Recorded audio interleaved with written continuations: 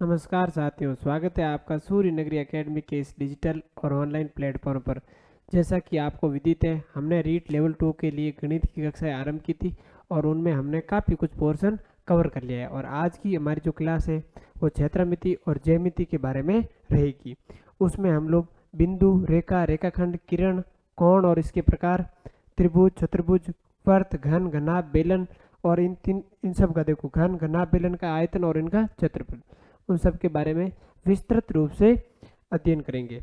तो बिना टाइम जाहिर किए शुरू करते हैं आज की हमारी क्लास, जिसमें सबसे पहले हमें जानना होगा बिंदु के बारे में कि बिंदु क्या होता है। तो देखो, क्या होता है बिंदु। बिंदु, एक मिनट में कलर चेंज करता हूँ ना। बिंदु ये रखना था। बिंदु समतल में स्थित, समतल या वक्रतल, समतल या वक्रतल में स्थित ऐसी ज्यामितीय आकृति, ज्यामितीय आकृति जिसकी लंबाई, जिसकी लंबाई कॉमा चौड़ाई कॉमा ऊंचाई नगण्य हो, बिंदु कहलाता है। बिंदु कहलाता है। तो बिंदु किसे कहेंगे कि ज्यामिति की एक ऐसी आकृति जिसकी लंबाई, चौड़ाई और ऊंचाई क्या है, नगण्य है। ना तो उसकी लंबाई है, ना ही उसकी चौड़ाई और ना ही उसकी ऊंचाई है, उसे हम क्या कहेंगे, बिंदु कहेंगे। और दर्शाने के तरीके देखो, ये भी एक बिंदु है, और देख लो ये बिंदु है, ये बिंदु है, ये बिंदु, ये सारे के सारे क्या है, बिंदु है। अब आप बता सकते हो क्या इसकी लंबाई कितनी है, इसकी चौड़ाई कितनी है, इसकी ऊंचाई कितनी है, नहीं बता सकते ना। तो कह दिया कि भाई एक ऐसी ज्यामितीय आकृति जिसकी लंबाई, चौड़ाई और ऊंचाई कितनी कितनी हो, नगण्य हो, उसे हम क्या कहेंगे, बिंदु कहेंगे। इसे हम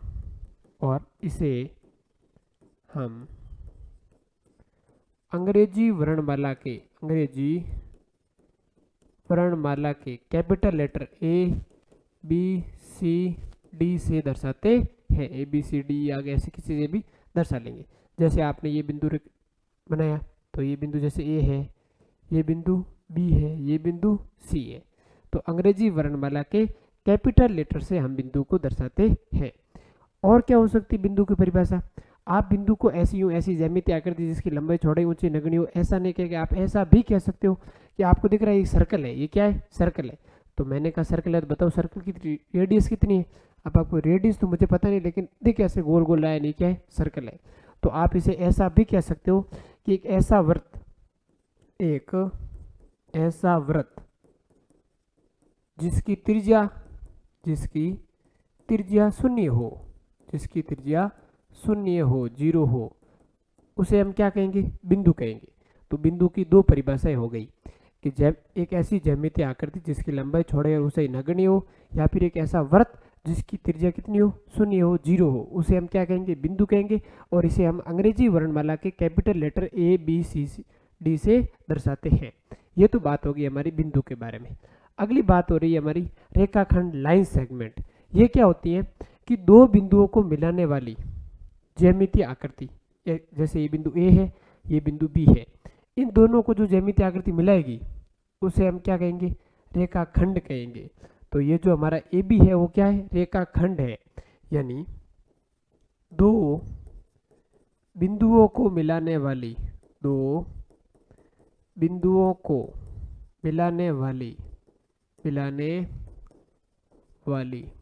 ज्यामितीय आकृति रेखाखंड, लाइन सेगमेंट कहलाती है। रेखाखंड कहलाती है। अब यहाँ से एक और निष्कर्ष निकलता है रेखाखंड के बारे में। देखो नीचे पे स्पेस नहीं है, तो यहाँ लिख रहा हूँ। क्या निष्कर्ष निकलता है, जैसे ये बिंदु A है और ये बिंदु B है, तो ये बताओ ये जो लंबाई आपको दिख रही है A से B तक की, ये फाइनाइट, परिमित, निश्चित है कि नहीं है, आपको हाँ बिल्कुल निश्चित है, इसमें कोई भी दोहराए नहीं है। तो रेखाखंड की लंबाई क्या होती है, परिमित होती है। इसकी लंबाई परिमित होती है, इसकी लंबाई परिमित होती है, परिमित होती है, यानी कि फिक्स होती है। आप बता सकते हो रेखाखंड 5 सेंटीमीटर लंबा रेखाखंड है, 5 मीटर लंबा रेखाखंड है, तो इसकी लंबाई परिमित होती है। तो ये बात होगी हमारी किसके बारे में, रेखाखंड के बारे में और बिंदु के बारे में। अगली बात करें हम किरण रे। ये क्या होता है कि जब जैसे कोई बिंदु ए है, इस पे आपको किरण ड्रॉ करना है, यानी कि या फिर आप ए पे किरण ड्रॉ करना है, ऐसे ऐसा बोलो, या फिर आप ऐसे कहो कि कोई बिंदु ए और बी दोनों है, इनको मिलाने वाला एक कोई रेखाखंड है, और उस रेखाखंड के एक सिरे को अगर हम अनंत की ओर अग्रसर कर ले, तब हम उसे क्या कहेंगे, किरण कहेंगे। यानी किरण की परिभाषा क्या हो गई, ऐसा रेखाखंड, ऐसा रेखाखंड जिसका एक सिरा अनंत की ओर अग्रसर हो, अनंत की ओर अग्रसर हो, उसे हम क्या कहेंगे, किरण कहेंगे। और इसे हम कैसे दर्शाएंगे कि ये ए से बी की तरफ जा रही, ऐसे। तो ये ए बी, और ऊपर हमने ये तीर का एरो कर लिया, जो दर्शाता है कि भाई ए बी क्या है, एक किरण है। ऐसा भी हो सकता था कि ये कोई बिंदु बी है और ये कोई बिंदु ए है, हमने बी से सिरा नहीं, ए से अनंत की ओर अग्रसर कर लिया, तब हम इसे कैसे प्रदर्शित कर ले, तब हम इसे बी ए लिख के ऐसे एरो कर लेते। तो इससे हमें पता चलता कि बी सिरा तो निश्चित है और भाई फिक्स है, और ए सिरा वो फिक्स नहीं, ए से आगे की तरफ जो रेखाखंड है वो जा रहा है। तो इसे हम क्या कैसे दर्शाते, बी ए एरो से दर्शाते। और इसके बारे में एक और बात अब आप बता सकते हो, आपने कहा रेखाखंड यानी कि दो बिंदुओं को मिलाने वाली ज्यामितीय आकृति रेखाखंड कहलाती है, और उसकी जो लंबाई होती है वो तो परिमित होती है, फिक्स होती है, निश्चित होती है। लेकिन जो किरण है, अब आप कह रहे हो अनंत की ओर अग्रसर है, अब अनंत की ओर मतलब कितनी लंबाई है, लंबाई फिक्स नहीं है। तो आप यहाँ कह सकते हो कि किरण की लंबाई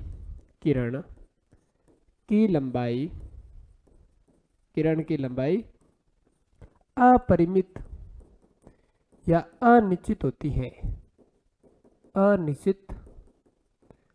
है, इनफाइनाइट होती है। ये बात होगी हमारी किरण के बारे में। ये बातें हमारी कहाँ काम आएगी कि हो सकता है कोई ऐसा सवाल आ जाए जिसमें आपको बताना हो कि सत्य और असत्य कथन कौन सा है, तो उसमें अगर ये बातें आपको पता होगी तो उसमें से आप उन सबको मतलब ऐसे बता सकते हो, ये बात सही है, ये गलत है, ये सही, ये गलत है, ऐसे आप रिजेक्शन मेथड से वो सवाल हल कर सकते हो। अगली बात हो रही है हमारी किसके बारे में, रेखा के बारे में। तो अब हम बात करते हैं रेखा के बारे में। आपने कहा सबसे पहले दो बिंदुओं को मिलाने वाली ज्यामितीय आकृति तो क्या कहलाती थी, रेखाखंड कहलाती थी। और एक सिरा हमने अनंत की ओर अग्रसर किया तो फिर वो क्या हो गई, किरण हो गई। अगर हम उसके दोनों सिरे अनंत की ओर अग्रसर कर ले तो फिर वो हमारी क्या हो जाएगी, रेखा हो जाएगी। यानी एक ऐसा रेखाखंड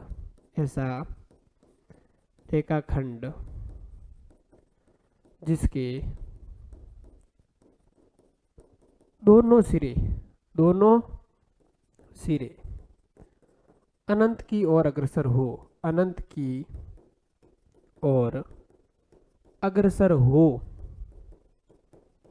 उसे रेखा कहते हैं, लाइन कहते हैं, रेखा कहते हैं।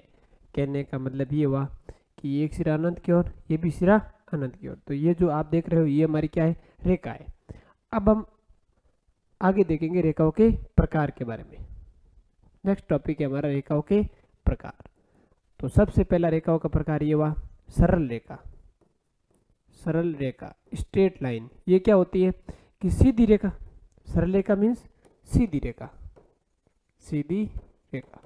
जैसे आप यहाँ ड्रॉ कर दो, ये है वो हमारी सरल रेखा है, ये है वो हमारी क्या है, सरल रेखा है। तो ये दोनों हमारी क्या हो गई, एकदम सीधी स्ट्रेट लाइन है। तो ये तो बात हो गई किसके बारे में, सरल रेखा के बारे में। अगला देखो रेखा का प्रकार, वक्र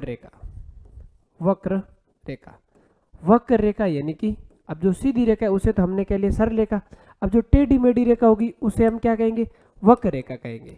टेढ़ी मेढ़ी रेखा वो क्या कहलाती है, हमारी वक्र रेखा कहलाती है।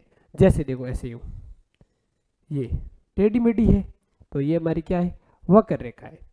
अगली बात देखो 3 नंबर रेखाओं के प्रकार में हमारा आएगा समांतर रेखाएं।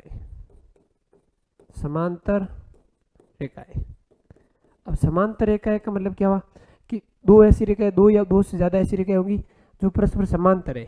ये कोई रेखा ये कोई रेखा जो एक ही दिशा में जा रही, देखो ये ऐसे जा रही है और ये भी क्या जा रही, ऐसे जा रही है, फिर ऐसे जा रही है तो ऐसे जा रही। और समांतर रेखाओं के बीच की जो दूरी होगी ना वो हमेशा क्या रहेगी, फाइनाइट, निश्चित रहेगी। और समांतर रेखा कभी भी एक दूसरे को नहीं काटेगी। ये बात थी हमारे पैरेलल लाइंस के बारे में। अगली बात हम कर रहे हैं किसके बारे में, प्रतिच्छेदी रेखाएं। प्रतिच्छेदी इंटरसेक्शन लाइन, प्रतिच्छेदी रेखाएं वो क्या होगी कि जब रेखाएं एक दूसरे को काटती हैं तो हम उसे क्या कहेंगे, प्रतिच्छेदी रेखाएं कहेंगे। जैसे ये कोई रेखा है ऐसे जा रही है, ये कोई रेखा यहाँ से आ रही है, अब इसको हम आगे बढ़ाएंगे तो ये दोनों आपस में इंटरसेक्ट करेगी, मतलब प्रतिच्छेद करेगी, तो उन दोनों रेखाओं को हम क्या कहेंगे, प्रतिच्छेदी रेखाएं कहेंगे। अगला रेखाओं का प्रकार देखो, लंबवत रेखाएं। लंबवत रेखाएं, लंबवत रेखाएं मतलब कि दो ऐसी रेखाएं जो एक दूसरे को परस्पर 90 डिग्री कोण पर काटती है, 90 डिग्री के कोण पर प्रतिच्छेद करती है।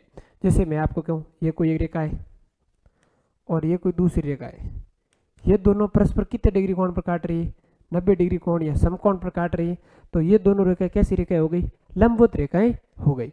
तो उम्मीद करता हूँ आपको ये रेखाओं का प्रकार भी समझ आया होगा, किस प्रकार से एक सरल रेखा होती है, वक्र रेखा होती है, समांतर रेखाएं होती है, प्रतिच्छेदी रेखाएं होती है और लंबवत रेखाएं होती है।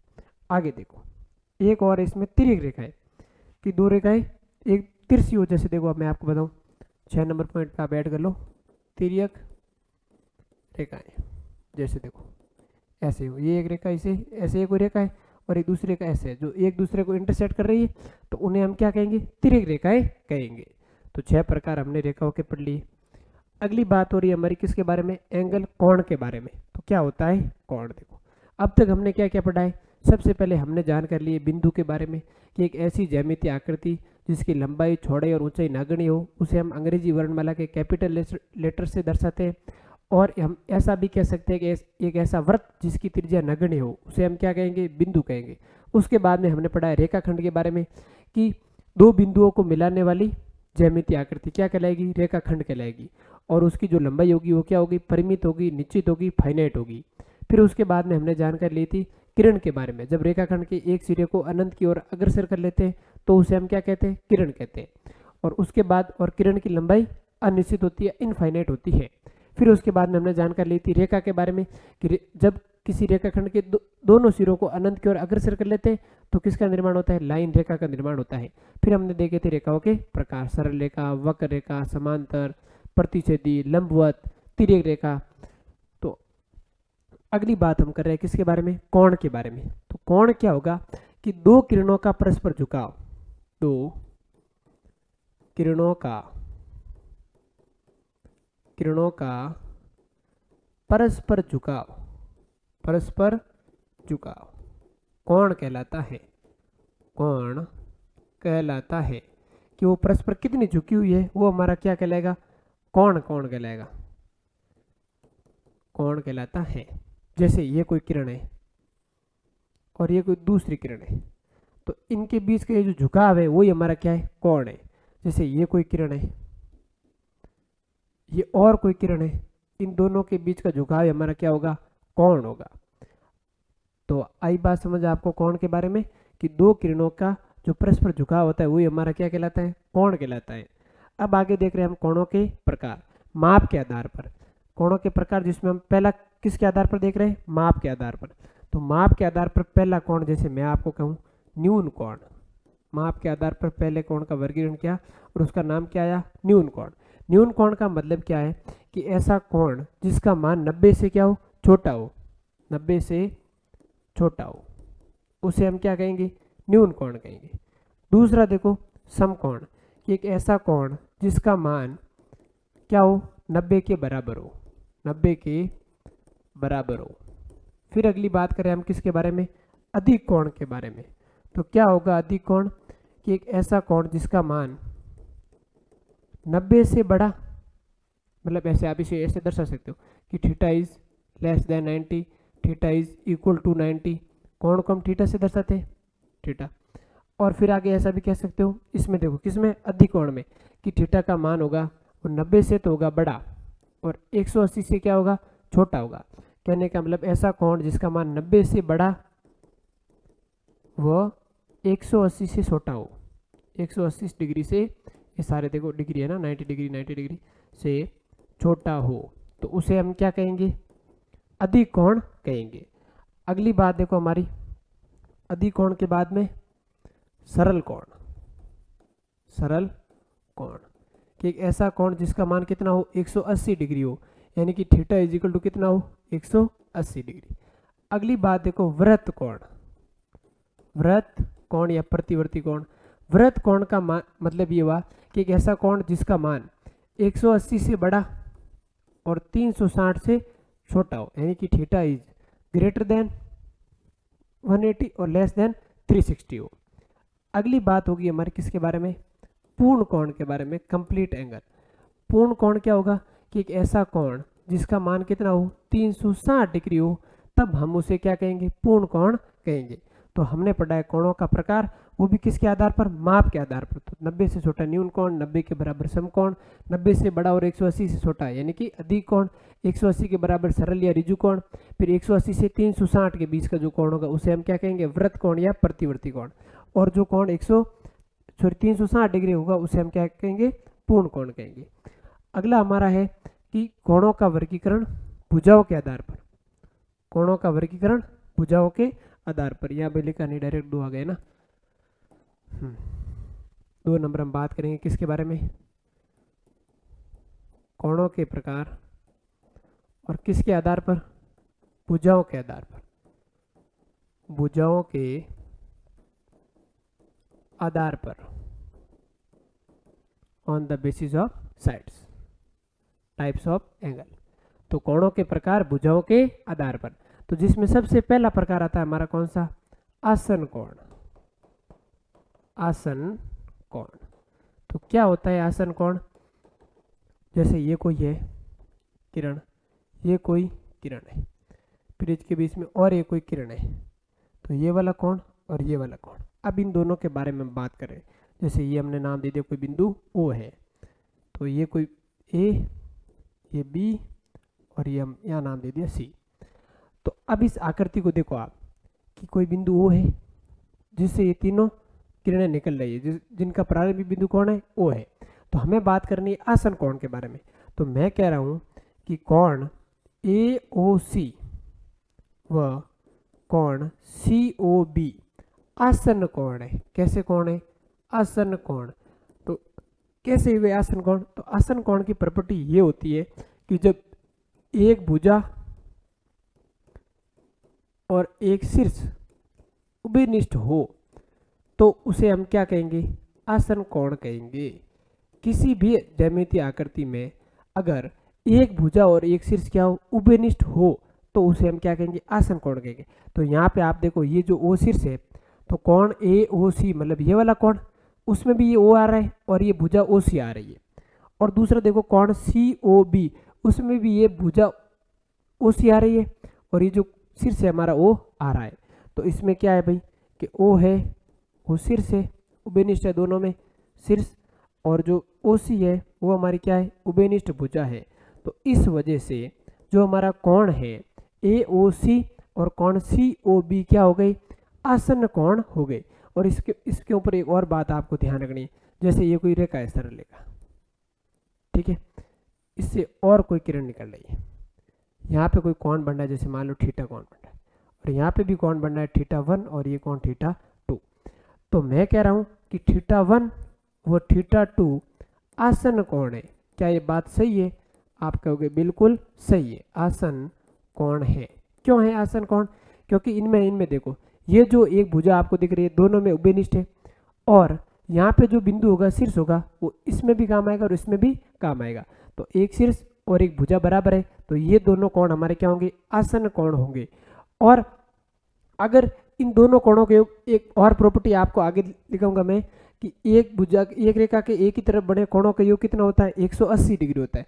तब आप कहोगे θ1 और θ2 इज इक्वल टू क्या हो जाएगा, 180 हो जाएंगे, क्योंकि ये दोनों ऐसे कोण है जो एक रेखा के एक ही तरफ बन रहे हैं। हम वहाँ लिखेंगे एक रेखा के एक ही तरफ बने सभी कोणों का योग कितना होता है, 180 डिग्री होता है। तो अगर दो आसन कोणों का योग कितना आ गया, पहले तो हमने सिद्ध कर लिया ये दोनों क्या है, आसन कोण है। फिर हमने ये भी बता लिया कि ये दोनों कोण एक रेखा के एक ही तरफ बने, तो इन दोनों कोणों का योग कितना हो गया, 180 डिग्री हो गया। यदि दो आसन कोणों का मान 180 डिग्री होंगे तो वो दोनों कोण क्या करेंगे, रेखिक युग्म कहलाएंगे।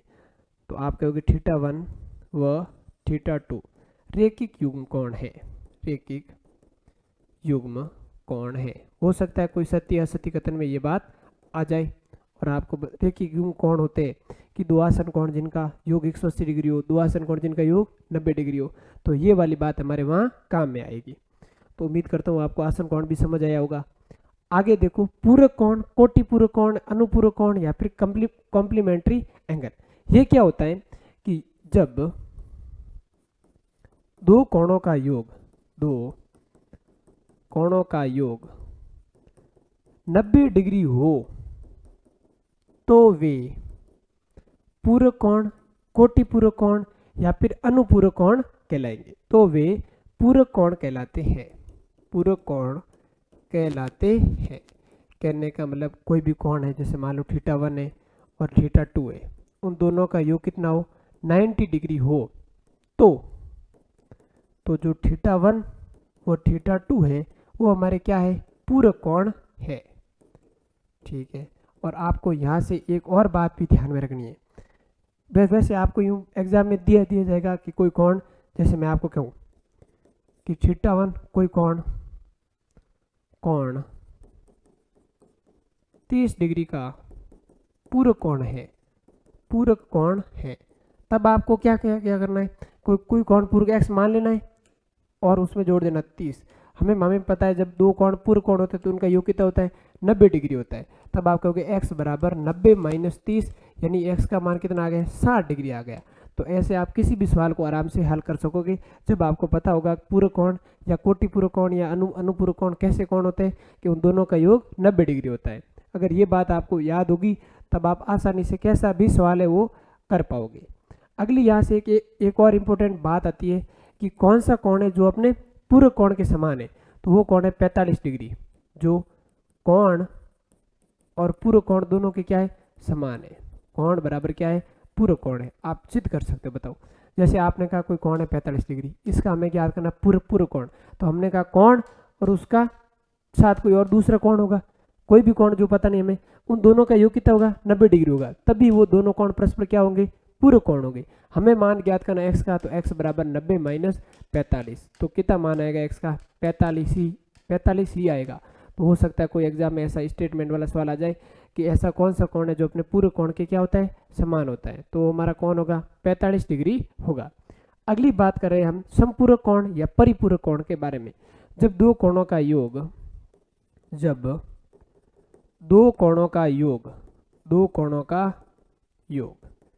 180 डिग्री हो तो वे समपूरक या परिपूरक कोण कहलाते हैं, परिपूरक कोण कहलाते हैं। तो ऊपर तो हमने देखा था जब दो कोणों का योग 90 डिग्री हो रहा था तो वे क्या कहला रहे थे, पूरक कोण, कोटि पूरक कोण या अनुपूरक कोण। और जब दो कोणों का योग 180 डिग्री हो रहा है तो वो परस्पर हमारे क्या करेंगे, समपूरक कोण कहलाएंगे। यानी कि θ1 plus θ2 is equal to 180, then θ1 and θ2 are supplementary angles. यानी कि θ1 और θ2 क्या होंगे, हमारे समपूरक कोण होंगे। और यहाँ से फिर ये भी बात आपको ध्यान रखनी है कि ऐसा कौन सा कोण है जो अपने समपूरक कोण के बराबर होता है, तो हमारा 90 डिग्री है वो कोण, कोई कोण 90 डिग्री है और उसका समपूरक कोण निकालेंगे तो वो भी क्या आएगा, 90 डिग्री ही आएगा समपूरक कोण। तो एक ऐसा कोण जो अपने पूरक कोण के समान हो तो वो हमारा क्या होगा, 90 डिग्री होगा। ये भी बात आपको ध्यान रखनी है। तो हमने पढ़ा पूरक कोण और समपूरक कोण के बारे में। आगे देखो, इससे पढ़ने से पहले भी आपको एक जानकारी बताता हूँ कोणों के बारे में। पढ़ ही रहे हैं तो फिर वो एक अंतर संगत सारी बातें पढ़ लेते हैं। अगला प्रकार, जैसे हमने 3 तो पढ़ ली, चौथा प्रकार देखो शीर्षाभिमुख कोण। शीर्षाभिमुख कोण, विमुख कोण या फिर इसे कहेंगे हम क्या, सम्मुख कोण, सम्मुख कोण, और इंग्लिश में vertical side, opposite side angle. इसमें क्या होगा कि अगर दो तिर्यक रेखा एक दूसरे को काट रही है, ठीक है, ये दो तिर्यक रेखा आपने ड्रॉ कर ली जो एक दूसरे को काट रही है, तो इसमें ये वाला कोण और ये वाला कोण होता है बराबर, और ये वाला कोण और ये वाला कोण होता है बराबर। जैसे आप नाम दे दो ABCD, यानी आप कहोगे कि जो कोण ए है एंगल ए बराबर होगा एंगल सी, और जो एंगल बी है वो बराबर होगा एंगल डी के, क्योंकि जब दो तिर्यक रेखा एक दूसरे को प्रतिच्छेद करती है तो उसके सम्मुख कोण बराबर होते हैं और उसे हम क्या कहते हैं, शीर्षाभिमुख कोण कहते हैं। तो ये हमारे क्या है, शीर्षाभिमुख कोण है, शीर्षाभिमुख कोण, शीर्षाभिमुख कोण या फिर सम्मुख कोण या वर्टिकल ऑपोजिट साइड एंगल है। अगली बात देखो, हमने 4 प्रकार पढ़ ली। पांचवा कोई प्रकार नहीं है ना, 5वीं सीधी जानकारी आपको होनी चाहिए। जैसे मैं कह रहा हूँ दो समांतर रेखाएं, एक रेखा दूसरी रेखा, देखो मैंने ध्यान रखो, मैंने क्या कहा, दो समांतर रेखाएं, और उनको जब ये कोई तिर्यक रेखा काट रही है, आपने कहा ठीक है ये एक तिर्यक रेखा दो समांतर रेखाओं को काट रही है, तो यहाँ कोई कोण बनेगा, मान लो एक बना, यहाँ कोई कोण 2 बना, यहाँ कोई कोण 3 बना, यहाँ कोई कोण 4 बना, फिर यहाँ पे भी तो कोई कोण बनेगा 5, 6, 7 और 8। अब देखो, अब जो मैं जो चीजें लिख रहा हूँ ना, आपको पूरी की पूरी याद करनी है, समझनी है ना। मैंने कहा कि जो कोण एक है सॉरी, वो कोण बराबर होगा 5 के, क्योंकि ये जो तिर्यक रेखा इस रेखा के साथ जितना कोण बनाएगी ना, उतना का उतना इसके समांतर जो दूसरी रेखा उसके साथ भी कोण बनाएगी। फिर मैंने कहा जो कोण 1 और 5 बराबर है, तो इसका मतलब 2 और 8 भी क्या होंगे, बराबर होंगे, यानी कि कोण 2 बराबर क्या होगा, कोण 8 होगा। क्यों होगा, क्योंकि ये संगत कोण है। कैसे कोण है, संगत कोण है। पहली जानकारी तो हमें यहाँ से मिल गई कि कोण 1 बराबर कोण 5 और कोण 2 बराबर क्या हो गया, कोण 8 हो गया। अगली जानकारी ये है कि कोण 4 बराबर कोण 6 और कोण 3 बराबर कोण 7, यानी कि अब आपने कहा ये वाला कोण और ये वाला कोण बराबर है, तो इसके नीचे वाला कोण और इसके नीचे वाला कोण भी क्या होगा, बराबर होगा। ये वाला कोण और ये वाला कोण बराबर है, तो इसका मतलब इसके नीचे वाला कोण और इसके नीचे वाला कोण भी क्या होगा, बराबर होगा। इसमें कौन सी प्रॉपर्टी लगेगी, इसमें भी संगत कोण वाली प्रॉपर्टी लगेगी, संगत कोण। ये भी हमारे क्या है, संगत कोण है। आगे देखो तीसरी बात इसके बारे में। तीसरी बात ये है कि आप देखो इसमें क्या कोई जेड की आकृति बन रही है। देखो आपने कहा ठीक है बिल्कुल बन रही है, ये देखो यहाँ से यहाँ, ये हमारा जेड है। तो हमने पढ़ा अगर जेड की आकृति बन रही है तो जेड की आकृति में जो अंदर वाले कोण होते हैं वो बराबर होते हैं, और उन्हें हम क्या कहते हैं, एकांतर कोण कहते हैं। तब आप कहोगे ठीक है, जो कोण 3 है वो कोण किसके बराबर है, कोण 5 के बराबर है। अब जेड की आकृति एक थोड़ी ना बन रही, एक और बराबर बन रही। देखो आप कहोगे ये भी तो जेड है, तो इसमें भी कोण 4 है, वो किसके बराबर होगा, कोण 8 के बराबर होगा, यानी कोण 4 बराबर कोण 8। क्योंकि ये कैसे कोण है, हमारे एकांतर कोण है, जेड की आकृति के अंदर बड़े कोण है, और उन्हें हम क्या कहते हैं, एकांतर कोण कहते हैं। तो कोण 3 और कोण 5 बराबर होंगे, और कोण 4 और कोण 8 भी क्या होगा, बराबर होगा। ये तो हमारे एकांतर कोण है। एक और बात है इनके बारे में कि ये जो कोण आपने कहा 4 और 8 बराबर है, तो 1 और 7 भी क्या होगा, बराबर होगा। ये तो आंतरिक एकांतर कोण हुए। तब आपने कह लिया भाई जेड के अंदर अंदर बने ये वाला कोण और ये वाला कोण, तो जेड के बाहर की तरफ बने वो भी कोण क्या होंगे, बराबर होंगे। यानी कि कोण 1 बराबर होगा कोण 7 के, और उस वाले जेड में देखो तो कोण 2 बराबर होगा कोण 8 के। ये हमारे क्या है, बाह्य एकांतर कोण है, बाह्य एकांतर कोण, बाह्य एकांतर कोण। तो उम्मीद करता हूँ आपको ये जानकारी समझ में आई होगी। संगत कोण का मतलब है कि जो कोण यहाँ बन रहा बनाएगी तिर्यक रेखा, वो का वो कोण इसके समांतर दूसरी रेखा है उसके साथ ही बनाएगी, जो यहाँ बनेगी वो इसके साथ ही। ये तो थे हमारे आंतरिक एका संगत कोण, ये हमारे बाह्य संगत कोण। उसी प्रकार से यही हमारे आंतरिक एकांतर, और उसी प्रकार से ये हमारे बाह्य एकांतर। एकांतर कोण का पता करना है, मतलब जेड की आकृति ड्रॉ कर रही है, और संगत कोण तो आपको देखने से ही पता चल जाएगा। अगली बात एक और है इसके बारे में कि जो आंतरिक कोण होते हैं ना, उनका योग कितना होता है, 180 डिग्री होता है। यानी कि कोण 4 प्लस कोण 5 बराबर क्या होंगे, 180 डिग्री। कहने का मतलब तिर्यक रेखा जब दो समांतर रेखाओं को काटती है तो उसके अंतर कोण होंगे वो हमारे क्या होंगे, संपूरक कोण होंगे। क्या मैंने सही कहा, बिल्कुल सही कहा। अभी अभी हम पढ़ के आएंगे कि जब दो कोणों का योग कितना हो 180 डिग्री हो, तब हम उन्हें क्या कहते हैं, संपूरक कोण कहते हैं। तो दो कोणों के योग 180 डिग्री हो गए, यानी कि जो सम्मुख कोण होंगे, अंतर सम्मुख कोण होंगे, वो हमारे क्या होंगे, संपूरक होंगे। ये की बात इसमें लगो, कोण 3 और कोण 8 भी बराबर होंगे, सॉरी इन दोनों का योग कितना होगा, 180 डिग्री होगा। क्योंकि ये कैसे कोण है, अंत कोण संपूरक होते हैं। सम्मुख अंतःकोण संपूरक होते हैं, ऐसे लिख दो आप, सामने सामने बने, सम्मुख अंतःकोण संपूरक होते हैं। तो उम्मीद करता हूँ आपको ये सारी बातें समझ में आई होगी। अगर ये बातें आप समझ गए ना, तो कोण का कैसा भी सवाल होगा, कैसी भी आकृति दी गई होगी, तो उसमें आप कोण का पता आराम से लगा लोगे। और ये बात आप ऐसे भी कह सकते हो कि कोण, आपने इन दोनों का योग कितना कर लिया 180 डिग्री, तो कोण 1 और कोण 6 का भी योग कितना होगा 180 होगा। कोण 2 और कोण 7 का भी योग क्या होगा 180 डिग्री होगा, क्योंकि बाह्य समकोण होंगे और बाह्य समकोण भी क्या होते हैं हमारे संपूरक होते हैं। आगे देखो हमारा प्रश्न जितना हमने पढ़ा है उस पर आधारित देखो कि दो संपूरक कोण, बड़े कोण का माप छोटे कोण के माप से 44 अधिक है। हमें पता नहीं दो संपूरक कोण कौन है, हमने माना दो कोण x और y है। दोनों कोण क्या है, सबसे पहले क्या है संपूरक है। संपूरक होने का मतलब है x और y का योग कितना है 180 डिग्री है। अभी अभी हम पढ़ के आए कि संपूरक कोणों का योग कितना होता है 180 डिग्री होता है। अब इसमें कह रहा है क्या कि छोटे कोण की माप से बड़े कोण की जो माप है, अब कौन है बड़ा पता नहीं, तो हम यहाँ ड्रॉ कर लेते हैं भाई कि जो हमारा बड़ा कोण होगा ना,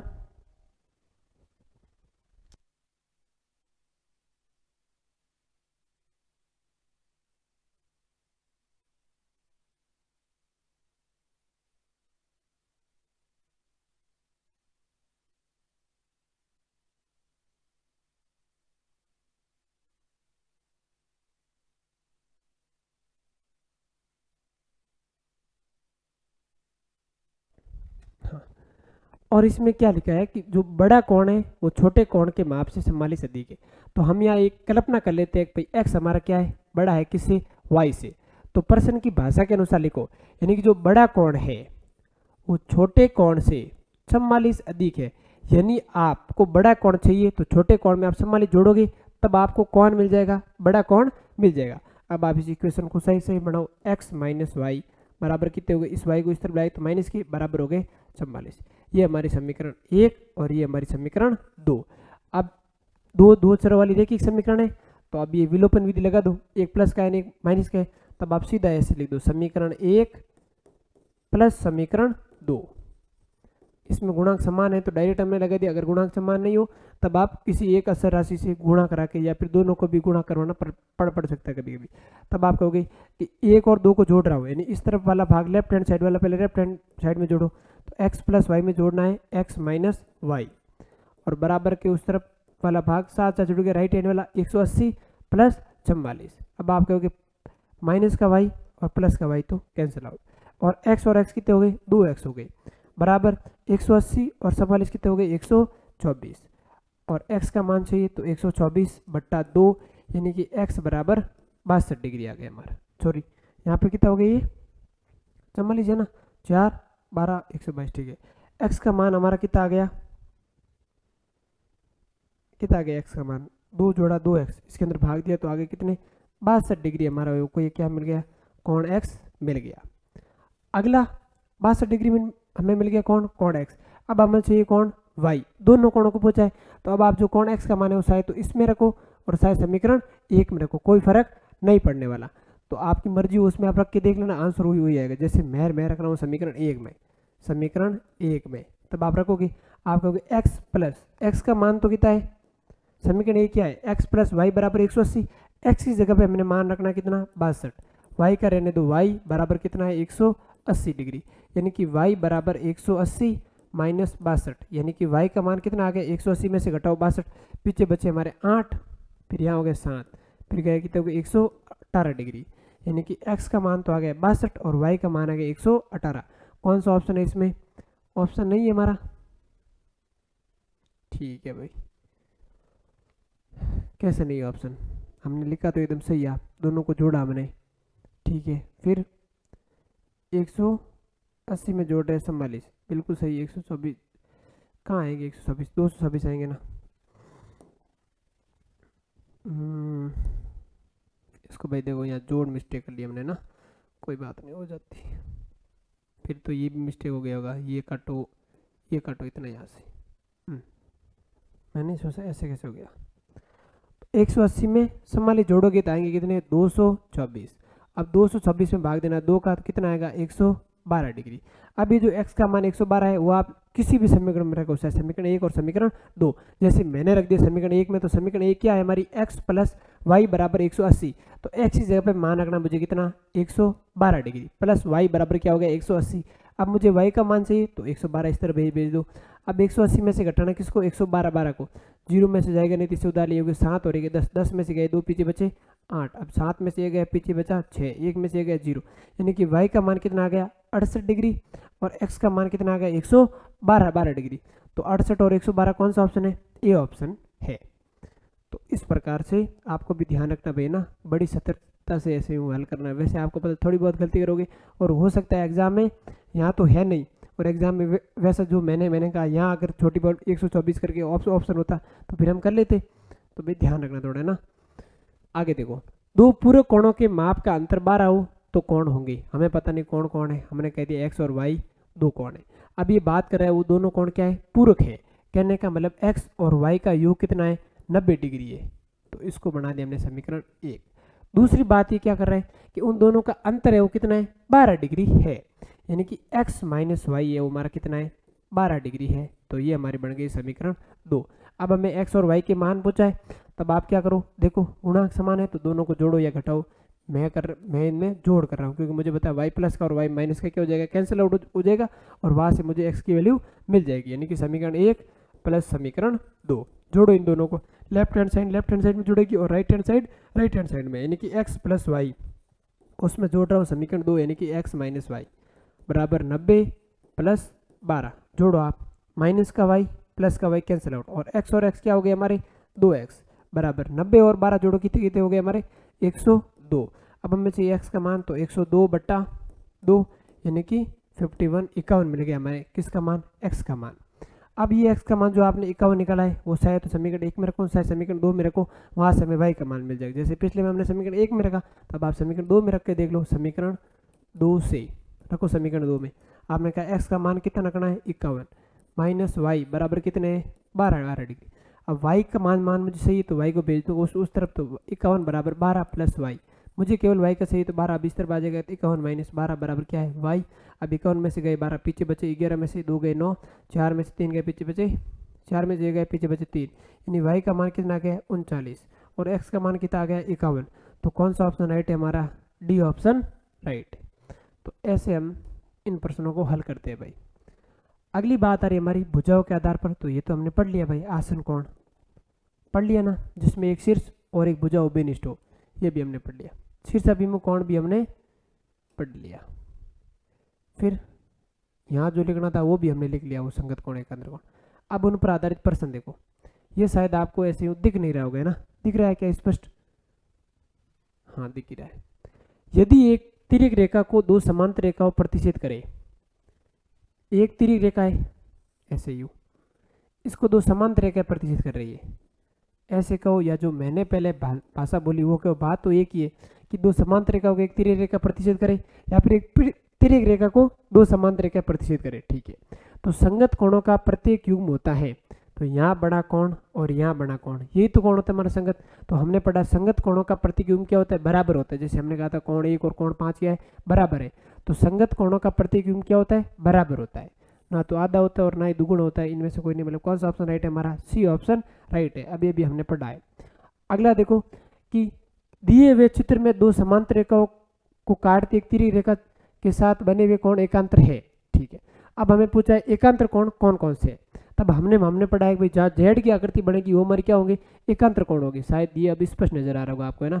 इन सवालों में ऐसा ही करना होगा हमें, वैसे आप देख लो 2 मिनट देख लिया, ठीक है। फिर हमें क्या है पूछा है एकांतर कोण, मैंने कहा जहाँ जेड की आकृति बनेगी वो हमारे क्या होंगे, एकांतर कोण होंगे। तब मैंने कहा या तो कोण 3 बराबर होगा कोण 6, ये तो आंतरिक या फिर बाह्य एकांतर कोण भी बराबर हो सकते हैं। कोण 1 बराबर क्या होंगे, कोण 8 होंगे। फिर दूसरा देखो क्या यहाँ पे भी जेड की आकृति बन रही है, आप क्योंकि बिल्कुल बन रही है, तो कोण 4 और कोण 5 क्या होंगे, बराबर होंगे। और फिर इसके बाह्य एकांतर भी बराबर होंगे, कोण 2 और कोण 7। तो कौन सा ऑप्शन है, देखो यहाँ अंतर वाला है कौन सा है, 1 और 8, हाँ 1 और 8 हमारे पास पड़ा है। फिर दूसरा 2 और 7, बिल्कुल 2 और 7 पड़े हैं। तो कौन सा ऑप्शन राइट हो गया हमारा, पहला ही ऑप्शन राइट हो गया। 1 और 2 नहीं है, फिर 7 और 8 नहीं, 2 और 6 भी नहीं है, 1 और 5 ये भी नहीं है हमारा, 1 और 5, 7 और 3 ये भी नहीं है। तो कौन सा ऑप्शन राइट हो गया हमारा, ए ऑप्शन राइट हो गया। तो मैंने आपको डायग्राम समझाया है वो अगर आपको समझ आया ना तो आप कैसे भी सवाल है वो आराम से कर सकते हो।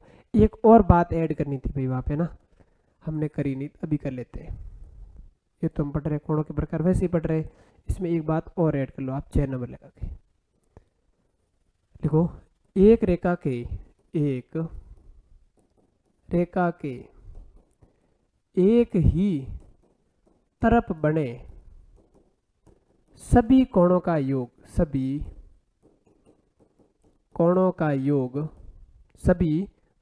योग 180 डिग्री होता है, 180 डिग्री होता है। कैसे देखो, जैसे मैं आपको कह रहा हूँ ये कोई एक रेखा है, इसके इस तरफ बन रहे कोण, देखो ये कोई कोण बन रहा है, किरण आएगी तो कौन बनेगा बड़ा। आप करो ये कौन बन रहा है θ1, ये कौन θ2, ये कौन θ3, ये वाला कौन θ4। तो मैंने कहा इन सभी कोणों का योग कितना होता है, 180 डिग्री होता है। कहने का मतलब θ1 प्लस θ2 प्लस θ3 प्लस θ4 इन सब का योग कितना होगा, 180 डिग्री होगा। क्योंकि हमने पढ़ा है एक रेखा के एक ही तरफ बने कोणों का योग कितना होता है, 180 डिग्री होता है। एक और बात इसमें ऐड करो आप 7 नंबर लगा के, एक बिंदु के चारों ओर बने, चारों तरफ बने या चारों ओर बने, चारों तरफ बने कोणों का योग 360 डिग्री होता है। कैसे देखो, जैसे मैं आपको कहूँ ये कोई बिंदु है, कोई बिंदु वो है, उसके चारों तरफ कोण देखो, ये वाला कोण 1 2 ऐसे कोण बन रहा है ये वाला। जैसे मैंने नाम दे दिया, ये वाला कोण 1 है, 2 है, ये 3 है, ये 4 है और ये 5 है। तो कोण 1, कोण 2, कोण 3, कोण 4 और कोण 5 इन सब का योग कितना होगा, 360 डिग्री होगा। यानी एक बिंदु के चारों तरफ बने कोणों का योग कितना होता है, 360 डिग्री होता है। इतनी जानकारी अगर आपने ग्रहण कर ली तब आप कैसा भी प्रश्न करने में सक्षम रहोगे कोणों का। जैसे ये हमारा सवाल है, देखो क्या लिखा है इसमें कि दिए गए चित्र में रेखाएं एक्स वाई, ये रही हमारी कौन सी एक्स वाई, और एम एन, ये रही एम एन, ओ पर प्रतिष्ठित कर रही है, काट रही है, बिल्कुल काट रही है। यदि कोण पी ओ वाई मतलब ये वाला कोण हमें दिया कितना है, 90 डिग्री है। तो मुझे बताओ ये कोई रेखा, इसके एक तरफ बने कोणों का योग कितना होता है, 180 डिग्री होता है। ये वाला 90, तो ये वाला पूरा कोण कितना होगा हमारा, 90 डिग्री ही होगा, क्योंकि 90 और 90 कितने हो गए, 180 डिग्री हो गए। अब और आगे जान कर लेते हैं। और ए अनुपात बी, जो यहाँ कोण ए और बी दे रखा है, इनका अनुपात हमें दिया है कि ए अनुपात बी है वो हमारा क्या है, 2:3 है। यानी कि ए बट्टा बी है वो कितना है, 2/3 है। ये एक सरल अनुपात है। तो ए का मान क्या होगा, 2x होगा, और बी का मान क्या होगा, 3x होगा। अब x क्यों लिया ये आपको पता है, क्योंकि यहाँ कोई और संख्या रही होगी और यहाँ भी कोई और संख्या रहेगी। जो दोनों परस्पर समान थी तो वो दोनों क्या होगी, कैंसिल आउट हो गई। कोई रहा या नहीं रहा, एक तो रहा ही रहा है, हमने x लिया, इसका मतलब x का मान क्या आ जाएगा, 1 रहा होगा। अगर कोई नहीं रही है तो वो क्या रही होगी, 1 रही होगी। तो a का मान 2x और b का मान क्या आ गया, 3x आ गया। अनुपात से हमने a और b के मान निकाल दिए। फिर आगे देखो कोण छ का मान हमें पूछा है, मतलब ये वाला कोण कितना है ये हमें पूछा है, ये वाला कोण हमें बताना है, यहाँ से यहाँ वाला। तब आप क्या करोगे, सबसे पहले आपने कहा कोण ए और बी हमें पता है और इनका मान भी हमें पता है कितना है, 90 डिग्री। आपको पता है कोण ए और कोण बी, तो आपने फाइंड आउट कर लिया कितना है, 90 डिग्री। कोण ए का मान आपके पास पड़ा है 2x, कोण बी का मान आपके पास पड़ा है 3x। 2x और 3x बराबर 90 डिग्री, और ये हो गए 5x बराबर कितने हो गए हमारे, 90 डिग्री हो गए। हमें चाहिए x का मान, तो 90 में 5 का भाग गया, कितने आ गए, 18 आ गए। यानी कि x का मान तो कितना मिल गया हमें, 18 मिल गया। तो x का मान 18 आप इनके अंदर रखो, यानी कि 2 गुणा 18 कितने आ गए, 36, और 3 गुणा 18 कितने हो गए, 54। तो a और b का जो वास्तविक मान है वो हमें मिल गया भाई, a का मान 36 डिग्री है और b का मान कितना है, 54 डिग्री है। अब प्रश्न में हमें a और b का मान नहीं पूछा है, हमें पूछा है c का मान। अब आप देखो mn एक रेखा है, मैं क्या कह रहा हूँ, mn एक रेखा है। तो एक रेखा के एक ही तरफ बने कोणों का योग कितना होता है, 180 डिग्री। तो mn रेखा के एक तरफ कौन बना है, कोण b और कोण c। अब आप कहोगे कोण b और कोण c का योग होगा वो क्या होगा, 180 डिग्री के बराबर होगा, क्योंकि हमने पढ़ा है कि भाई एक रेखा के एक ही तरफ बने कोणों का योग कितना होता है, 180 डिग्री होता है। कोण b का मान कितना है, हमने अभी भी निकाला, कितना आया है, ये 54 डिग्री, रखो इसके अंदर 54। कोण सी का मान हमें पता नहीं है और बराबर क्या है 180, तो कोण सी बराबर 180 माइनस 54, घटा दो पीछे कितने रहेंगे 6, फिर 17 में से 5 गए 12, 126 डिग्री। यानी जो कोण सी होगा हमारा वो क्या होगा 126 डिग्री, और कौन सा ऑप्शन राइट है, बी ऑप्शन राइट है। तो ऐसे हम इन प्रश्नों को हल कर सकते हैं।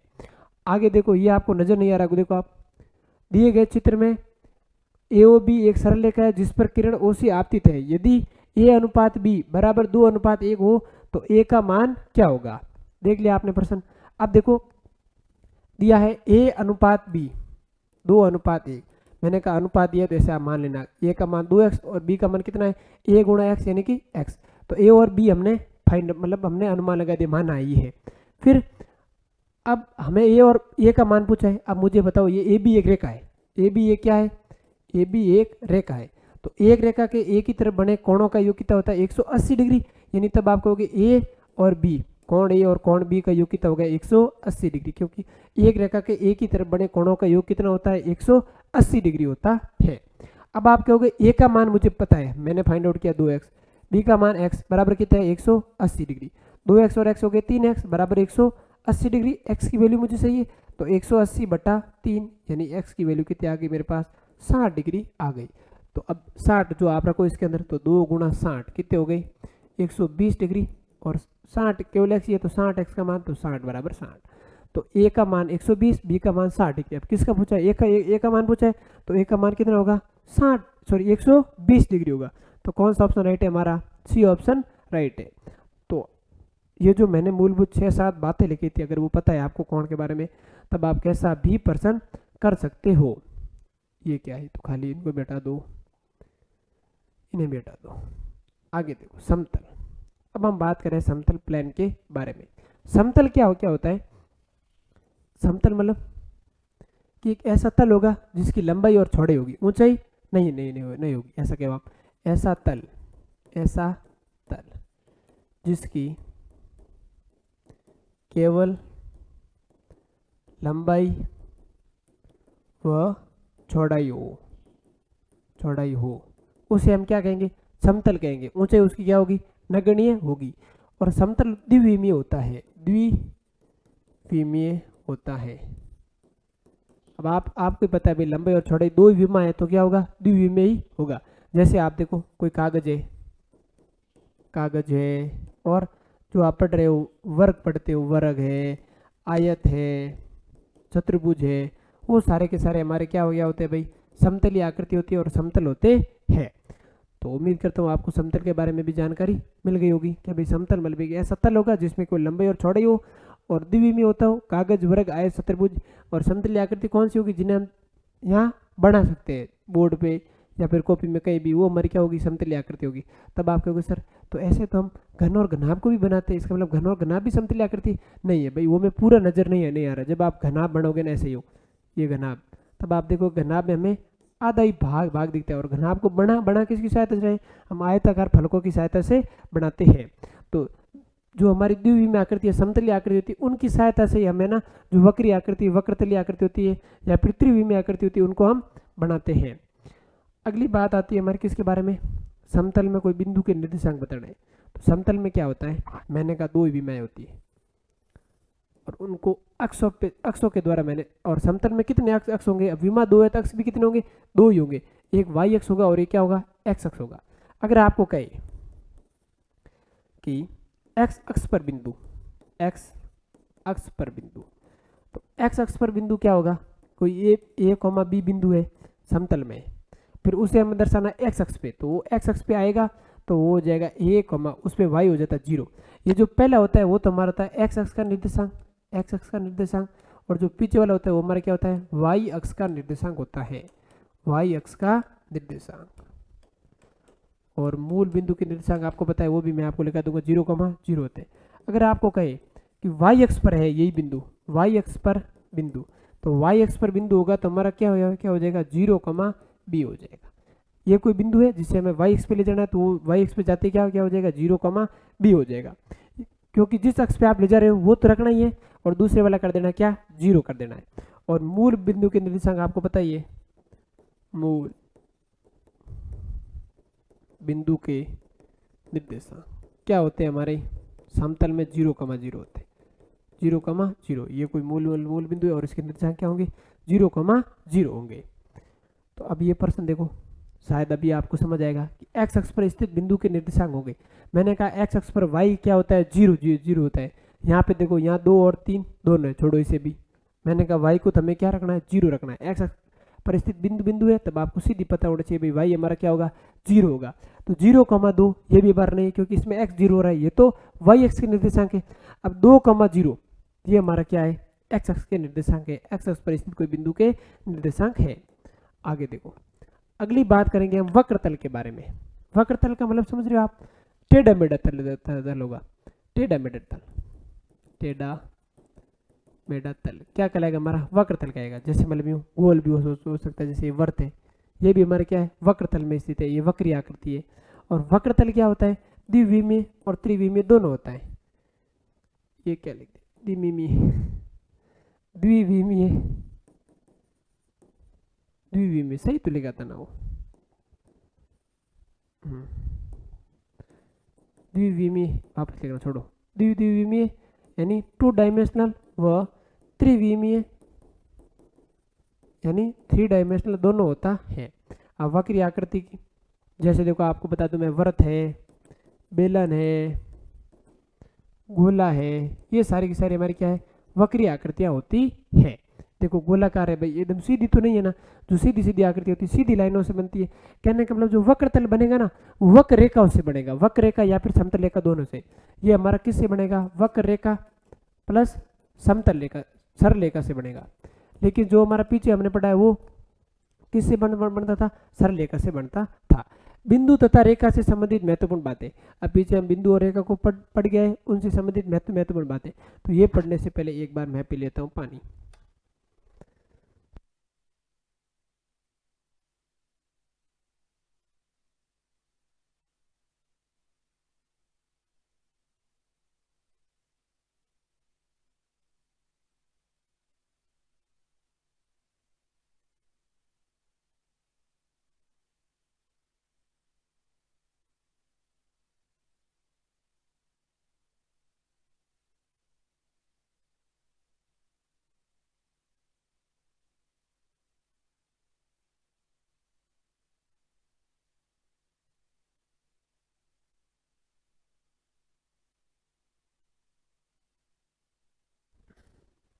अब देखो बिंदु तथा रेखा से संबंधित महत्वपूर्ण बातें ये आपको ध्यान रखनी है, ये भी आपके सत्य और असत्य कथन में काम आएगी। एक सरल रेखा या वक्र रेखा पर अनंत बिंदु होते हैं, बिल्कुल सही सही बात है। देखो ये कोई एक सरल रेखा है, इसमें देखो अनंत बिंदु होते हैं, हजारों बिंदु होते हैं, यहाँ यहाँ यहाँ यहाँ, ये देखो ऐसे ही अलग अलग कलर से दर्शा देते। ये क्या अलग अलग है नहीं, ये देखो ये देखो ये नहीं, ये वाला ये है ये है ये है ये है ये ऐसे बहुत सारे बिंदु होते हैं।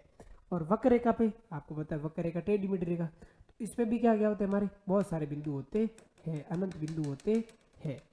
आगे देखो एक बिंदु से अनंत रेखाएं खींची जा सकती है, जैसे ये कोई एक बिंदु है, उससे आप 1 2 ऐसे हजारों रेखाएं खींच सकते हो। तो एक बिंदु से अनंत रेखाएं खींची जा सकती है।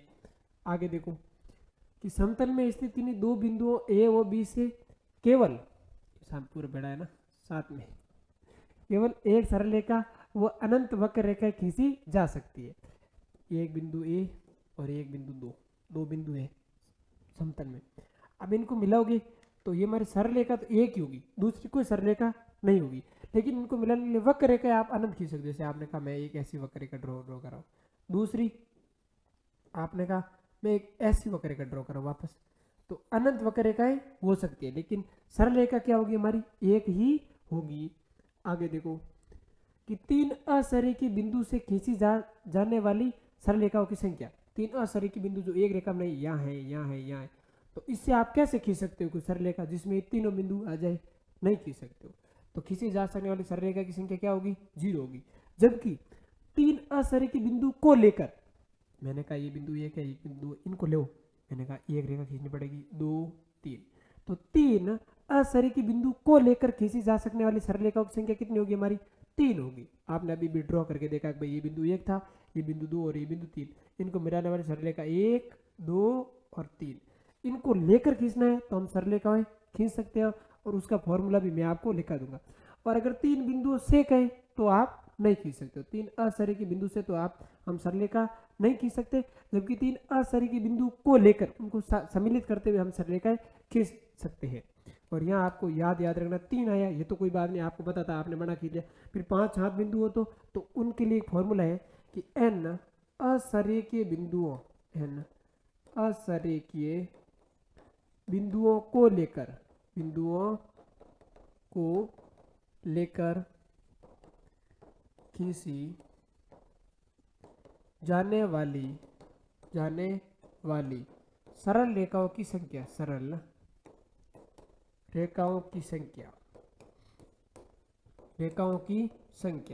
और वो हमारी कितनी होगी, n इंटू n माइनस 1/2। आप यहाँ पे वेरीफाई भी कर सकते हो। n क्या है, बिंदुओं की संख्या है ना, n यहाँ पे क्या है, बिंदुओं की संख्या है। यहाँ पे ये भी लिख दो आप, n बिंदुओं की संख्या है।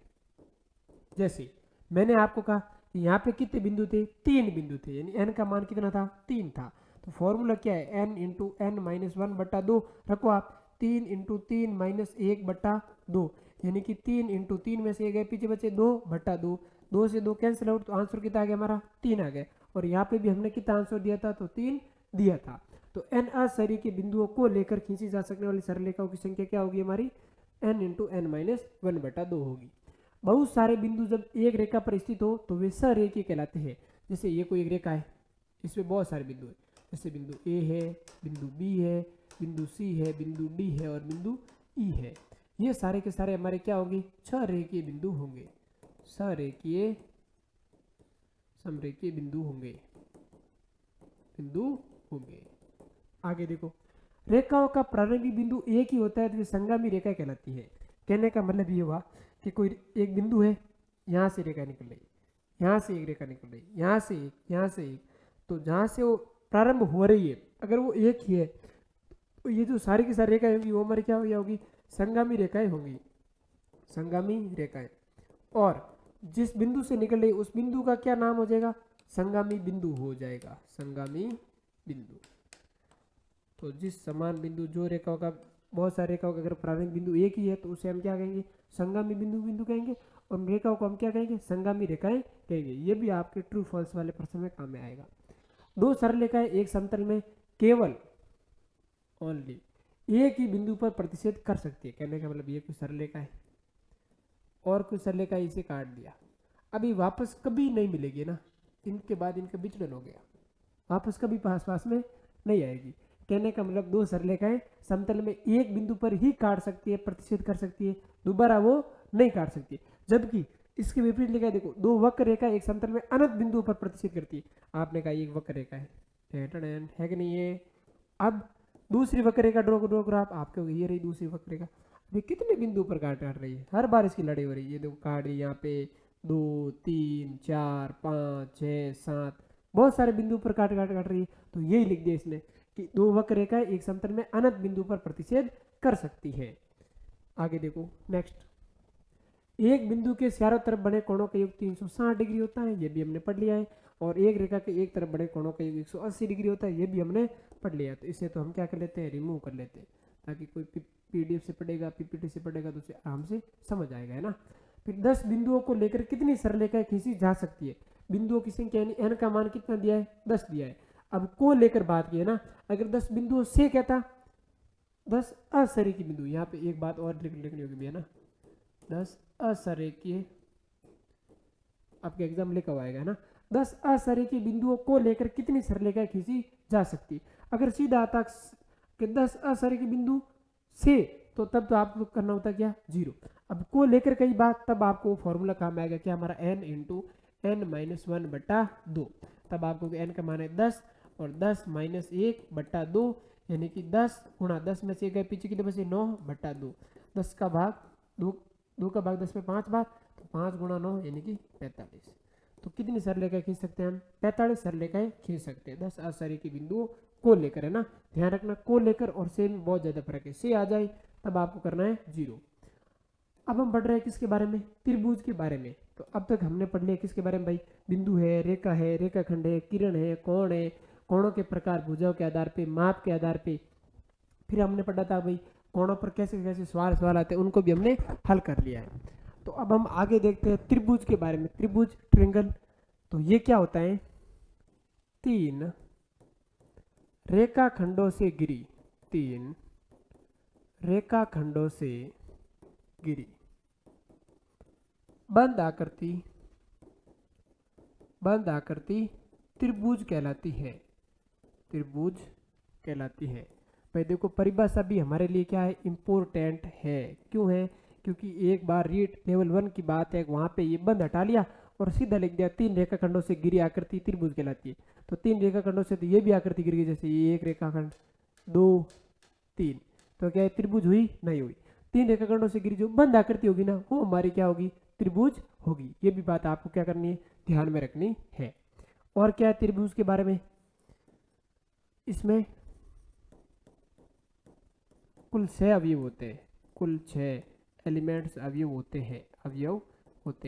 कौन होते हैं 6 से, देखो कि 3 तो होते हैं इसके अंदर कोण, और 3 होती है इसके अंदर भुजाएं, 3 कोण और 3 भुजाएं। और देखो त्रिभुज के बारे में इंपॉर्टेंट बात क्या है, त्रिभुज के निर्माण के लिए आवश्यक न्यूनतम अवयव, त्रिभुज के निर्माण के लिए आवश्यक न्यूनतम अवयव, मतलब आप कितने अवयव, कितनी भुजाओं को लेकर आप त्रिभुज का निर्माण कर सकते हो कम से कम। तो त्रिभुज के निर्माण के लिए आवश्यक न्यूनतम अवयव, और वो हमारे कितने होंगे, 3 होंगे। और वो 3 कौन कौन से होंगे, ये भी हमारे लिए जरूरी है। एग्जाम में सवाल आएगा कि भाई निम्न 3 अवयवों को लेकर त्रिभुज बनाया जा सकता है। वो 3 या तो तीनों भुजाएं हो सकती है, 3 भुजाएं। अगर आप तीनों भुजाओं को लोगे तो भी त्रिभुज का निर्माण हो जाएगा। 2 भुजाएं और 1 कोण, तो भी त्रिभुज का निर्माण हो जाएगा। अगर आप 1 भुजा और 2 कोण लोगे तो भी त्रिभुज का निर्माण हो जाएगा। लेकिन तीनों कोणों से 3 कोण ले रहे हो तब आपके त्रिभुज का निर्माण नहीं होगा। ये बात आपको विशेष ध्यान में रखनी है, और इस पर सवाल भी आए वो भी मैं आपको बता दूंगा। आगे और क्या बात है त्रिभुज के बारे में, पूरी डिटेल स्टडी करते हैं त्रिभुज के बारे में। त्रिभुज के, अब आपने कहा 3 कोण है, अब तीनों कोणों के बारे में बताओ।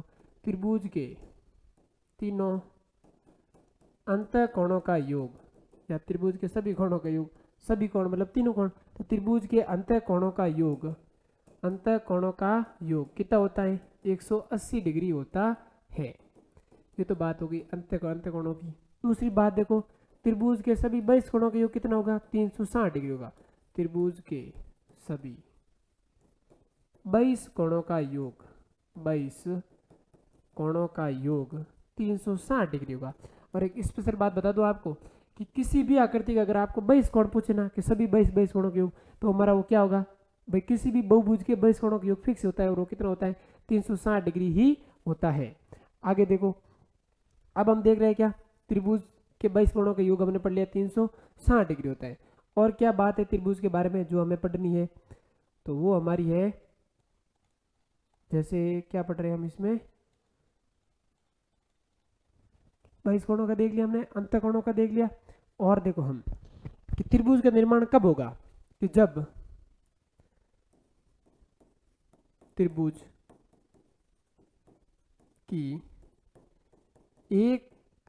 की 2 भुजाओं का योग, त्रिभुज की किन्हीं 2 भुजाओं का योग, 2 भुजाओं का योग तीसरी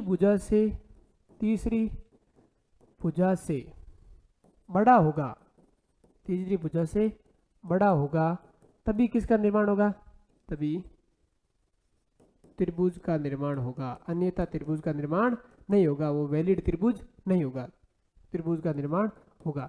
जैसे मैं आपको कहूँ कोई भुजा है मेरे पास, जैसे मैंने कहा कोई भुजा है मेरे पास, जैसे मैं कह रहा हूँ 2 है, 5 है, 7 है, क्या इससे त्रिभुज बनेगा, आपको बताना है कि भाई इससे त्रिभुज बनेगा या नहीं बनेगा। तब आप कहोगे क्या कि मैं जोड़ू इनको, इन दोनों को जोड़ो, आप कहोगे कि 2 + 5 कितने हुए, 7। क्या तीसरी भुजा 7 से बड़ा है, क्या 7 से बड़ा होता है, नहीं। तो इससे त्रिभुज नहीं बनेगा। जबकि आप 5 और 7 को जोड़ोगे 12, वो 2 से तो बड़ा है, लेकिन अगर 1000 लाखों में से एक बात गलत है, इसका मतलब क्या है, वो गलत है। तो यहाँ पे आपने इन दोनों को जोड़ा 5 और 2 को, तो कितना मिला 7। क्या 7 7 से अधिक है? नहीं है, तो इससे त्रिभुज नहीं बनेगा। कहने का मतलब 2, 5 और 7 भुजाओं को लेंगे हम, तो इससे त्रिभुज का निर्माण नहीं होगा, सीधी सी बात है। जैसे मैं कह रहा हूँ, अगर मैं ले रहा हूँ भुजाएं जैसे 3, 4 और 5 ले रहा हूँ, तब आप किसी को भी जोड़ो, आपने कहा 3 और 4 को जोड़ा तो 7 7 5 से बड़ा है, सीधी सी बात है। फिर आप कहोगे नहीं मैंने 4 और 5 को जोड़ूंगा, तो मैंने कहा जोड़ो इन दोनों को, तीसरी भुजा से बड़ा ही आएगा योग, जोड़ो 7 तीसरी भुजा से, सॉरी 9 तीसरी भुजा से क्या है, बड़ा ही। आपने कहा नहीं मैं इन दोनों को जोड़ूंगा, जोड़ दो 5 और 3 को जोड़ो, जो तीसरी भुजा उससे क्या आएगा, बड़ा ही आएगा। 8 है और 8 3 मतलब 8 4 से क्या होता है, बड़ा ही होता है।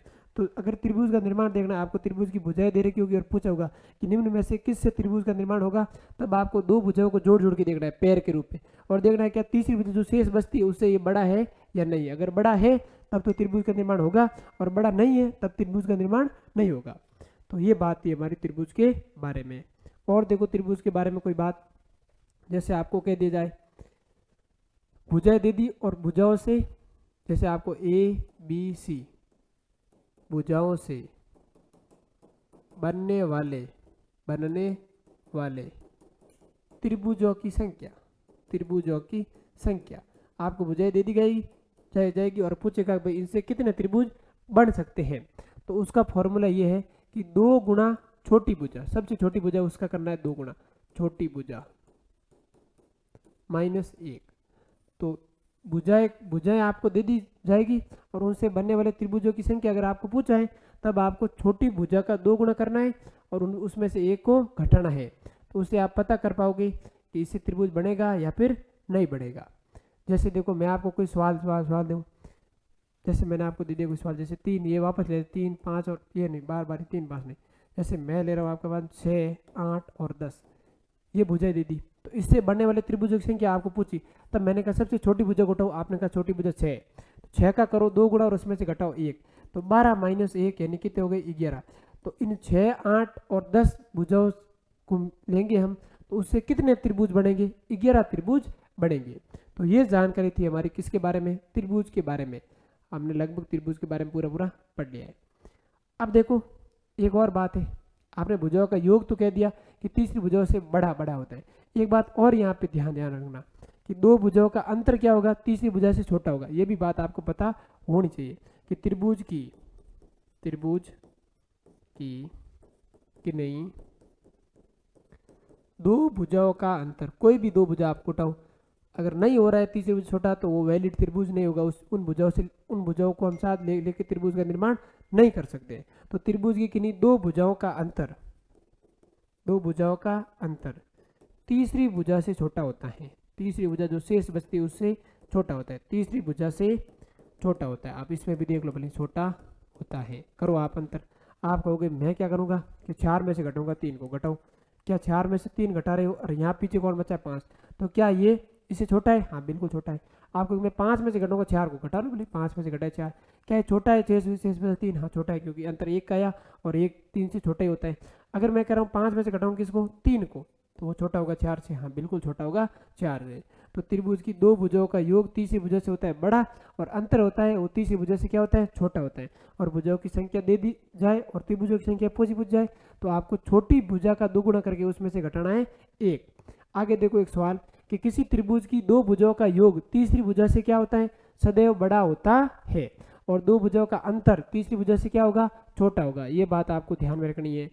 आगे देखो कि किसी त्रिभुज ABC में, ये आपको दिया है, देखो कि मैं आपको लिख दूं अगर नजर नहीं आ रहा तो, 3 टाइम्स ऑफ कोण A बराबर 4 टाइम ऑफ कोण B। अगर मैं यहाँ से कोण B को निकालना चाहूँ तो कैसे निकालूंगा कि 3 टाइम ऑफ कोण A बटा 4, या फिर ऐसा मैं समझ करूँ कोण ये कोई निकाल दो, किसी को निकाल बोले, जैसे मैं निकाला कोण A को, आपके को 4/3 कोण B, ये मैं निकाल दिया कोण A को, और इसको नाम दे दिया समीकरण 1। फिर एक और बात दे रखी है यहाँ पे, देखो ये क्या दे रखा है, हाँ ये दोनों बराबर है, तो हमने इन दोनों को कर दिया बराबर। अब ये दोनों भी क्या है, बराबर है, तो कर लो आप बराबर। आपको 4 टाइम ऑफ कोण B बराबर है 6 टाइम ऑफ कोण C के। तो यहाँ से अगर मैं निकालना चाहूँ कोण C को, तो वो कैसे आएगा, आपका 4/6 कोण B, इसको इसको चाहिए तो इसको ये गुणों में भेज दे भाग में। अभी कट रहा है 2 और 3 काट दो, कौन सी मिल गया हमें 2/3 कोण ऑफ बी का। तो ये मैं जानकारी मिल गई कौन सी के बारे में। और भी आप तुलना तुलना करके इसे ज्ञात कर सकते, लेकिन हमें जरूरत नहीं है। आपने कौन ए निकाल दिया, कौन सी निकाल दिया। अब बताओ ये त्रिभुज है, तो हमें पता है त्रिभुज के तीनों कोणों का योग कितना होता है 180 डिग्री होता है। यानी कौन ए प्लस कौन बी प्लस कौन सी बराबर कितना होगा 180 डिग्री होगा। कौन ए का मान कितना है आपका 4/3 कौन बी है, ठीक है। कौन बी का मान तो कौन बी है ही। कौन सी का मान कितना है आपको 2/3 कौन बी है बराबर कितना है 180 डिग्री। अब ले लो लसब कितना है 3, तो ये तो ऊपर हो गया एज इट इज 4 कौन बी प्लस 3 कौन बी प्लस 2 कौन बी बराबर कितना हो गया 180 डिग्री। ये जोड़ो 4 और 3 7 और 8 9, तो 9 कौन बी बराबर हो गया 180 गुणा ये भाग में उस तरफ गए गुणों में गुणा 3। हमें चाहिए कौन बी का मान, तो हो जाएगा 180 गुणा 3/9। 9 का भाग 9 में एक बार और 180 में 20 बार, यानी कि कौन बी बराबर 20 गुणा 30 3 कितने हो गए 60 डिग्री हो गए। तो कौन बी का तो मान मुझे मिल गया कितना 60। अब प्रश्न में पूछा है कौन ए का, तो कहाँ है कौन एक समीकरण 1 में, तो यहाँ रख दो आप कौन बी का मान। तो कौन ए बराबर 4/3 और कौन बी का मान कितना है 60। तो इस 3 का भाग 60 में कितनी बार गया 20 बार, यानी कि कौन ए बराबर 4 गुणा 20, यानी कौन ए का मान कितना मिल गया हमें 80 डिग्री मिल गया। तो कौन सा ऑप्शन राइट है हमारा 80 डिग्री, बी ऑप्शन राइट है। आगे देखो अगली बात करें हम त्रिभुजों के प्रकार कोणों के आधार पर। त्रिभुजों को हम बांट रहे और कोणों के आधार पर आपको पता करना है। सबसे पहले मैंने कहा न्यून कोण त्रिभुज, न्यून कोण त्रिभुज। अब न्यून कोण त्रिभुज किसे कहेंगे कि ऐसा त्रिभुज जिसके सभी कोणों का योग 90 डिग्री से छोटा हो। देखो ऐसा त्रिभुज, देखो त्रिभुज का सिंबल लगा रहा हूं डायरेक्ट, हाँ। ऐसा त्रिभुज जिसके सभी कोणों का योग 90 डिग्री से छोटा हो, से छोटा हो, क्या कहलाते हैं हमारे न्यून कोण कहलाते, सॉरी न्यून कोण त्रिभुज कहलाते हैं। जैसे मैं आपको कहूँ 70 डिग्री 55 डिग्री और 55 डिग्री, ऐसा त्रिभुज है जिसके कोण ये है। एक बार जोड़ के आप वेरीफाई भी कर लेना, अभी कोणों के योग कितना होना चाहिए 180 डिग्री होना चाहिए। 110 और 70 हो गए 180 डिग्री। और जैसे मैंने कह दिया 60 60 60, तो जो समबाहु त्रिभुज होगा वो भी हमारा क्या होता है कोणों के आधार पर अगर उसको वर्गीकृत करें तो वो क्या हो जाएगा न्यून कोण हो जाएगा। कहने का मतलब एक ऐसा त्रिभुज जिसके सभी कोणों का योग नहीं, सभी कोण है ना, योग नहीं देखना में, सभी कोण 90 से क्या हो छोटे हो। ऐसा त्रिभुज जिसके सभी कोण 90 डिग्री से छोटे हो, ये भी गलत लिख दिया छोटे हो, वो हमारा क्या कहलाता है न्यून कोण त्रिभुज कहलाता है। फिर अगला देखो हमारा समकोण त्रिभुज। समकोण त्रिभुज तो किसे कहते हैं समकोण त्रिभुज कि एक ऐसा त्रिभुज जिसका एक कोण 90 डिग्री हो। ऐसा त्रिभुज जिसका एक कोण 90 डिग्री हो उसे हम क्या कहेंगे समकोण त्रिभुज कहेंगे। जैसे मैंने ये लिख दिया ऐसे, ये कोण 90 डिग्री दिख रहा है आपको, तो ये हमारा क्या है समकोण त्रिभुज है। जैसे मैंने ऐसे ड्रॉ किया, ये क्या हो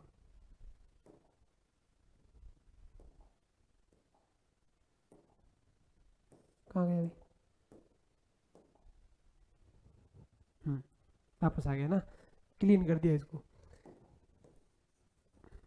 देखो इसमें जैसे मैंने यहाँ ऐसे ड्रॉ किया कोई त्रिभुज, ये ऐसे, ये कोण 90 डिग्री है, तो ये हमारा क्या है समकोण त्रिभुज होगा। तो एक ऐसा त्रिभुज जिसका एक कोण 90 डिग्री हो वो हमारा क्या कहलाता है समकोण त्रिभुज कहलाता है। और यहाँ पे भी लिख दो और दूसरा, इसको पास में ले आओ 90 से छोटे हो।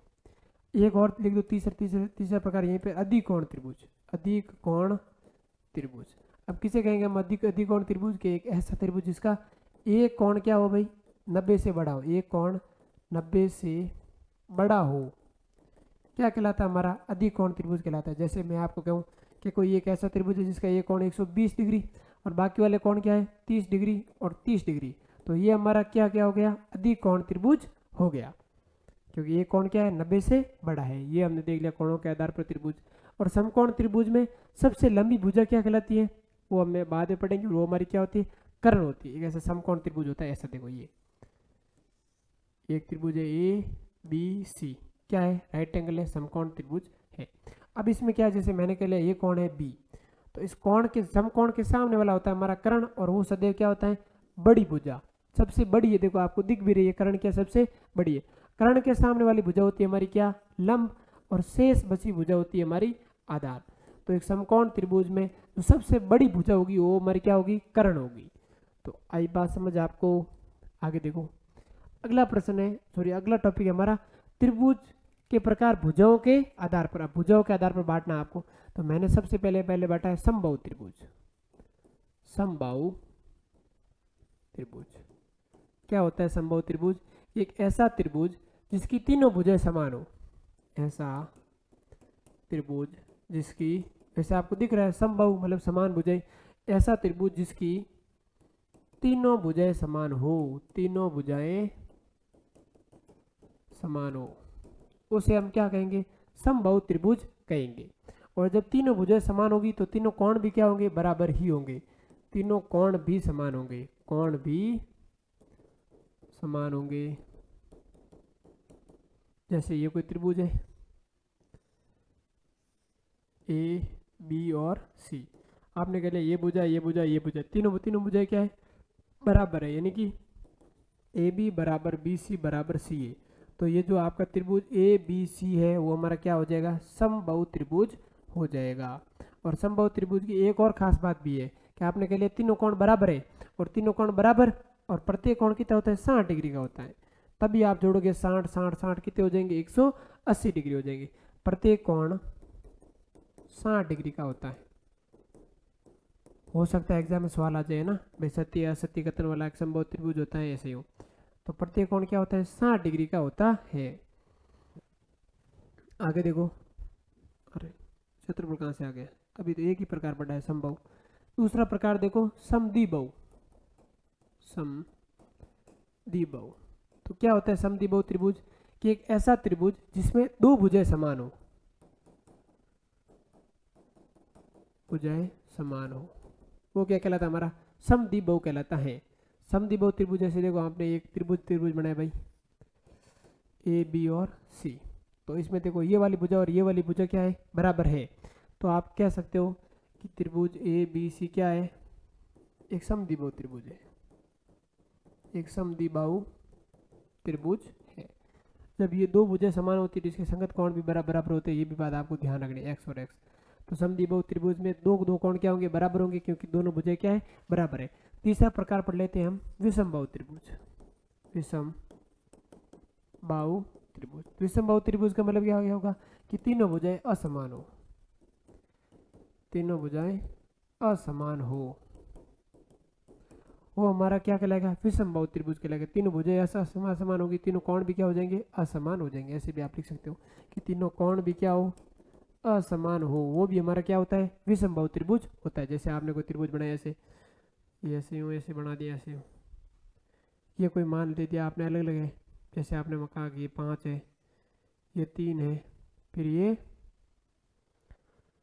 योग भी तो होना चाहिए सही, जैसे आपने कह लिया ये है 7 है, सही है, ये 12 अधिक हो रहा है, 10 अधिक हो रहा है, ये सही है, ठीक है। तो 5 7 और 3, तो ये हमारा क्या हो गया, विषमबाहु त्रिभुज हो गया, जिसके तीनों कोण क्या है और तीनों भुजाएं क्या है, अलग अलग है।